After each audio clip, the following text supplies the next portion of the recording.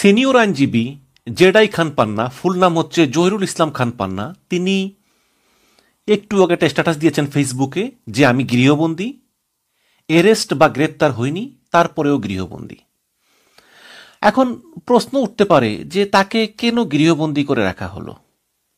তিনি একজন সিনিয়র আইনজীবী, মানবাধিকার কর্মী, হিউম্যান রাইটস অ্যাক্টিভিস্ট, তাকে গৃহবন্দী করা হলো কেন? এবং যদি এই গৃহবন্দী করা হয়ে থাকে তাহলে এই গৃহবন্দীটা কে করলো? বিএনপি, এনসিপি, শিবির নাকি পুলিশ?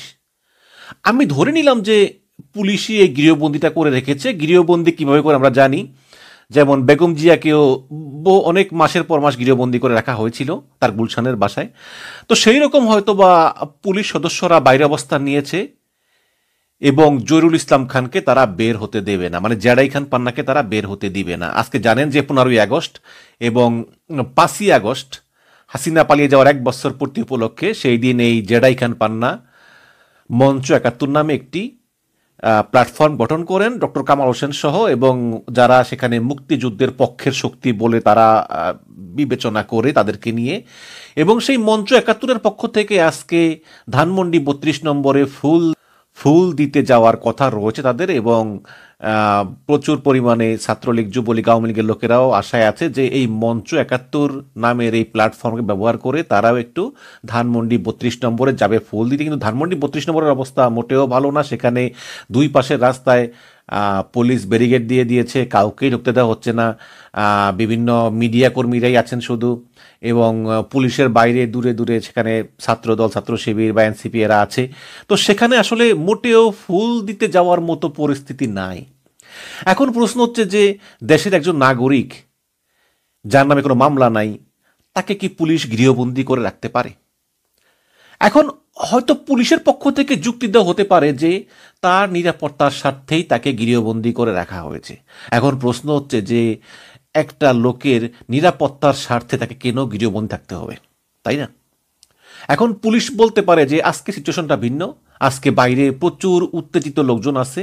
এখন যদি জেডাই খান পান্নার মতো সিনিয়র আইনজীবী, ডক্টর কামাল হোসেন বা তাদের সঙ্গে লোকজন যায়, তাহলে বিশাল একটা বিশৃঙ্খলা হতে পারে, এবং বাহিরে যেই পরিমাণ উত্তেজিত জনতা, ছাত্রদল, যুবদল, তারপরে শিবির, এনসিপি, এদেরকে আসলে দমন করার মতো সামর্থ্য পুলিশের নাই। এটা হচ্ছে বাস্তবতা।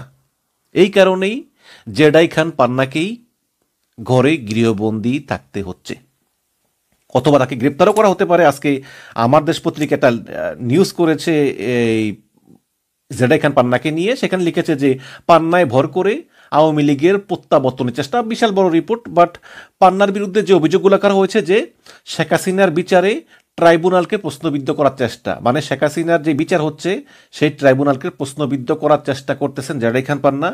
অভিযোগ নাম্বার 2, আওয়ামী লীগের প্রত্যাবর্তনেই তিনি আসলে এই মঞ্চ 71 গঠন করেছেন। আমাদের দেশ বলতেছে যে এই মঞ্চ 71 হচ্ছে এই আওয়ামী লীগের আসলে একটা বি টিম, তারা ওই একটা বিকল্প আওয়ামী লীগ, যেহেতু আওয়ামী লীগ ব্যান এখন 32 নম্বর যাওয়ার ঘোষণায় আওয়ামী লীগ ছাত্রলীগের নাড়াচাড়া। আমি এটাই কালকেই বলেছিলাম যে তারা গোপনে গোপনে কিন্তু অনেক জড়ো হয়েছে, চেষ্টা করতেছে ঢোকার জন্য, ডক্টর কামালকে টানার চেষ্টা, এবং সাবেক প্রধান বিচারপতি বর্তমানে গ্রেপ্তার জেলখানায় থাকা খায়রুল হককে নিয়ে নতুন রাজনীতি। কিন্তু পান্না বলতেছেন যে আমাকে কেউ টাকা দিয়ে কিনতে পারেনি, তো ইত্যাদি।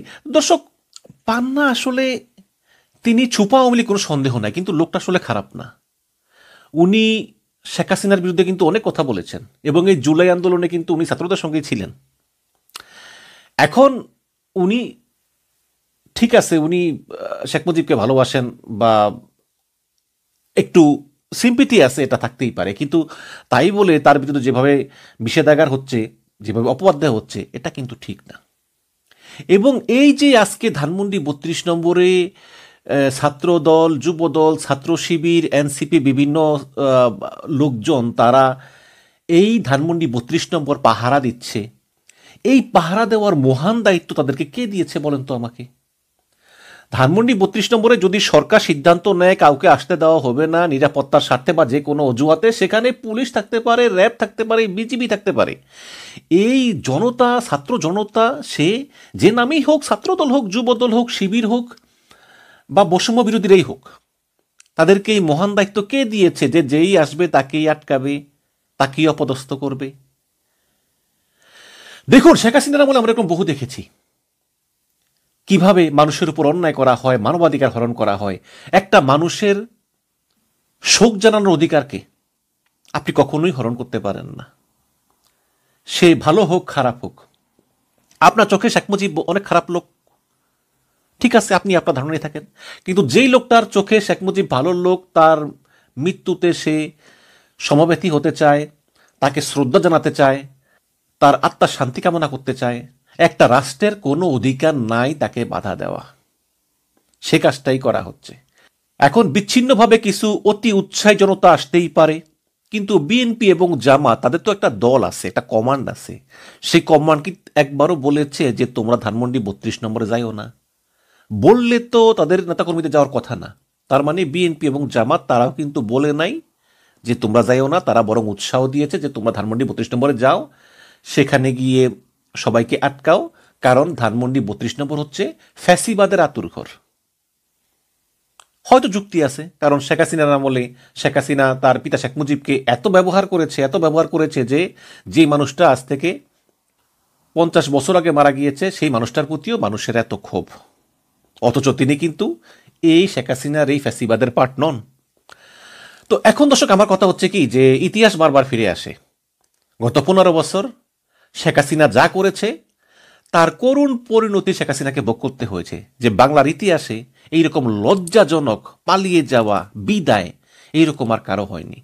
শেখ হাসিনা তো এখন ফোনে টোনে কথা বলে বিভিন্ন হুমকি টুমকি দেয়। আমি শেখ হাসিনা হলে আমি মুখে কাউকে দেখাতাম না, এই কণ্ঠে কাউকে শোনাতাম না, এত লজ্জা।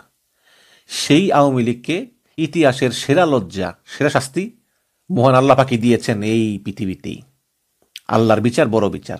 এখন আমরাও যদি সেরকম করি তাহলে কিন্তু আবার ঘুরে ফিরে সেই ইতিহাস আমাদের বিরুদ্ধেই যাবে। সুতরাং আমি আহ্বান জানাই যে এই জেডাই খান পান্না, কামাল হোসেন, এই মঞ্চ 71 তারা যাবে, ফুল দিয়ে শ্রদ্ধা জানাবে, কিছুক্ষণ থাকবে, তারপর চলে যাবে।